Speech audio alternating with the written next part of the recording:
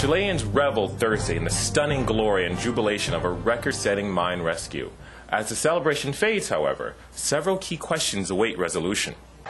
Chile's Camp Hope is all but a ghost town now. More than 12 hours after the last of the 33 trapped miners was pulled to safety, the place where joy literally came up from the ground is now in the process of being disassembled.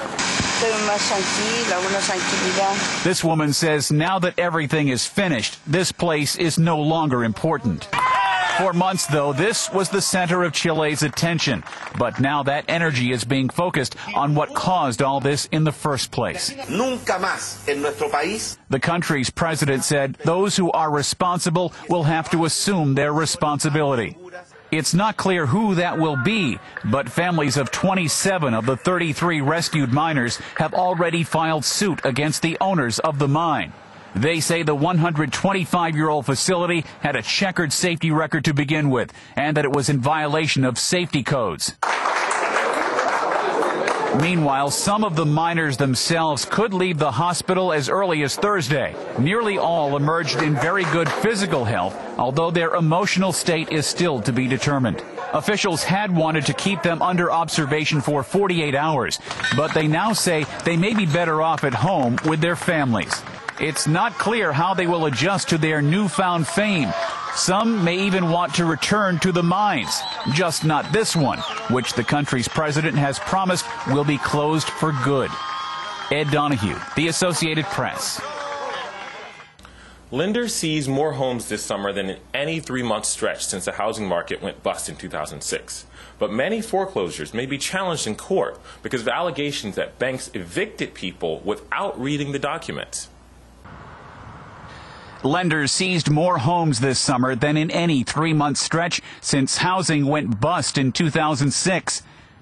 More than 288,000 properties were lost to foreclosure in the July-September quarter, 18,000 more than the previous quarter. Root cause right now is unemployment and other forms of economic displacement related to unemployment. And so until we start to see job growth, until we start to see consumer confidence come back, the housing market's not going to come back either. A joint investigation in all 50 states has been launched to determine if foreclosure proceedings are complying with state laws. Banks have seized more than 816,000 homes through the first 9 months of the year. They had been on pace to seize 1.2 million by the end of 2010. The concern here is that there will be some delays in foreclosure proceedings over the next quarter while the servicers catch up on their processes and put new procedures in place internally to make sure they stay in compliance. If the crisis drags on for months and more lenders stop seizing homes, the foreclosure delays could last well into next year. That could have a severe effect on home sales and prices. Ed Donahue, The Associated Press. Hurricane Paula is inching across the west coast of Cuba, dumping heavy rain on the island's famed tobacco fields even as it weakens.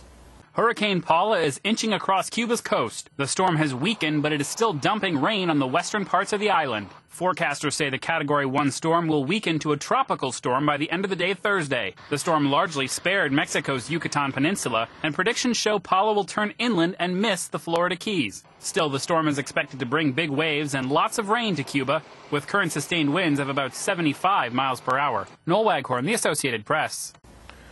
Let the punishment fit the crime. A Virginia man caught shoplifting at a costume store agrees to wear a costume and a sign in front of the store for 2 days. A Virginia teen got caught trying to score some Halloween fun for free, but the Charlottesville store owner decided to settle the case without handcuffs and a judge. If he gets a little bit of embarrassment out of it, so be it, and maybe he'll learn a better lesson from it. The unidentified 18-year-old agreed to wear a Bert costume outside the store. He also has to carry a sign that says, "I got caught shoplifting at Halloween Express." The teen has to wear the getup for a total of 6 hours over 2 days. Owner Andrew Perry says he didn't want the teen to have a criminal record. It could mess the rest of his life up. 18 years old, you go to get another job, it shows that you got caught shoplifting. No one wants somebody to work for him that has a criminal background. Bert seems to think he got a good deal. It is very generous of the owner. And he's got a message for any potential criminals. Don't shoplift. As if the costume didn't make that clear enough. Noel Waghorn, The Associated Press.